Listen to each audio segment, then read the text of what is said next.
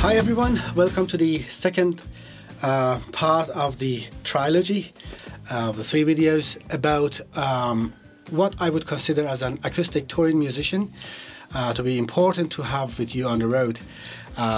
So the first video was about the most important things, that I wouldn't leave the house with my guitar without these things like spare cables and spare strings and batteries, and you can there's a link to watch that video. The second video is equally important, but there are things which are important but you may never run into needing them, but if you run into trouble and you have these things, they can save your show. And the sacred words, the show must go on. Okay, so I would consider having a very small toolbox. Let me show you what I consider having with me. Always you have to consider to have you have to consider the total weight always when you're traveling. So try to get the smallest possible things, especially if you're flying. You should have really small things with you on the road to hesitate the extra charges and to be denied by the travel agencies. So I would always carry a pair of scissors, because also consider you're not going to change a pipe or repair your car. What you're dealing with are cables, or you want to trim your nails. So have something very tiny. If you want to have pliers, small one. If you want to have scissors, small one. And I would have this, so when you are with the cables and also changing the cable, have a plug. They are by nitric, they are very high quality. I always have one in my bag, so if one of them just breaks or dies on me, I can immediately solder another. I cut the cable shorter and I solder another jack, and they are going to stay there for a long time. And especially also the other plugs, so if you want to change the plug for whatever reason, you have one. They don't take any space and they're very light. Have something with you when you're traveling.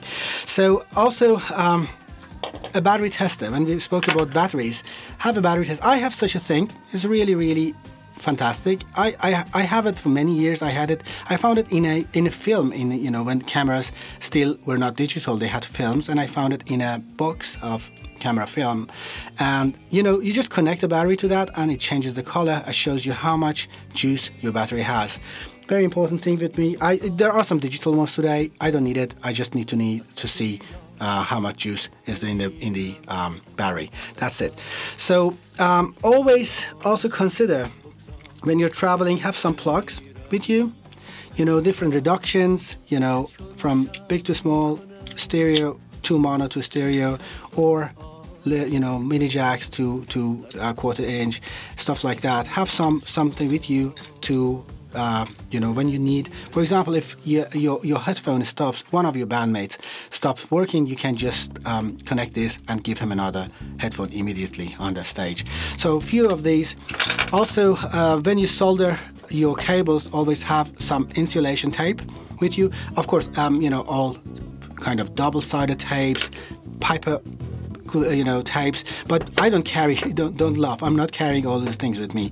I take a pencil and I wrap a few rounds around the pencil. So I have a little of insulation tape, I have a little double-sided tape, which double-sided tape is very good to connecting, if your pick guard falls, or if you want to connect or stick your new playlist to the I don't know, microphone stand, they're good. And Piper, types are good for marking stuff and writing the names when you need it to show to the sound engineer. Also have some charger with you on the road with some few mini USBs or micro USBs or USB-Cs or Thunderbolt or whatever you use. Then something very important is, in my opinion, today everybody wants you to record the show and show them and give them a record. So when you want to record the sound, so for example, we can record our sound multi-track from our monitoring mix, but many times there's not enough time. You go on a stage and you have to do the sound check very quickly in some few minutes and go on the stage and play. So But many mixers now, they have the possibility of recording multi-track. So when we go on a stage, we always ask the sound engineer, do you have the possibility to record our band multi-track? They say, many of them today say yes, but they have different methods of recording. Some of them record to their own computer, some of them record, the mixer directly records into SD card, some of them to USB dongle, or different things. Some of them ask you to give them your external hard disk to burn the whole project or record it directly to your external hard disk. And believe me, if you tell them to send you later and give them your email, most of the time it's not going to happen because it's too much hassle,